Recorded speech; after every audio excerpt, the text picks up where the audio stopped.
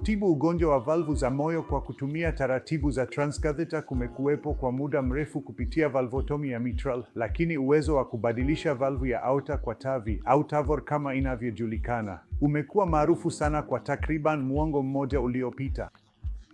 Tumekuwa mstari wa mbele katika mbinu hizi zote mbili, TAVI pamoja na taratibu za valvu ya mitral TMVR. TAVI sasa imekuwa taratibu ya kawaida sana, hasa kwa wagonjwa walio katika hatari kubwa na wale ambao upasuaji umekataliwa, na tunaweza kufanikisha zaidi ya 99% ya mafanikio kwa wagonjwa hawa.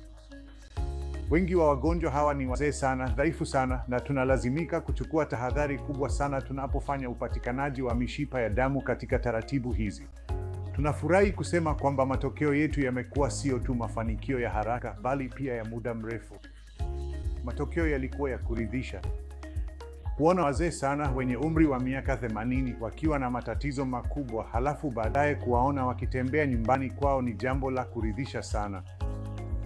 TAVI katika uzoefu wetu wenyewe imebadilika sana katika kipindi cha muongo mmoja uliopita. Sasa tunaweza kufanya taratibu nyingi kupitia sehemu ya paja kwa kutumia mbinu rahisi, hatua rahisi, na kaveta na vali zilizo rahisi na nyembamba zaidi. Aina zote za magonjwa ya vali ya aorta zinaweza kushughulikiwa. Aina zote za stenosis ya vali ya aorta, iwe ni ya kuzaliwa au imekauka kutokana na magonjwa ya uzee, zinaweza kutibiwa kwa kutumia vali zinazopanuliwa kwa puto au zile zinazopanuka zenyewe kulingana na mahitaji. Na tuna uzoefu mkubwa sana na aina zote za vali.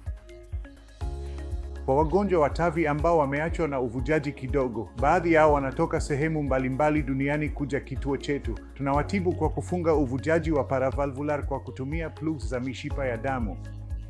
Tena tunatumia mbinu ya transcatheter bila kulazimika kufanya upasuaji wa wazi. Matokeo ya muda wa kati na muda mrefu ya TAVI au TMVR yamefanana na yale ya upasuaji wa moyo wazi. Valve zinazotumika ni za tishu kama zile zinazotumika kwenye upasuaji wa moyo wazi, na wagonjwa hawa wanaendelea vizuri sana katika muda wa kati na muda mrefu pia. Sasa tunayo matokeo yanayofikia hadi miaka 8 hadi 10, na wagonjwa hawa wanaendelea kupata manufaa endelevu.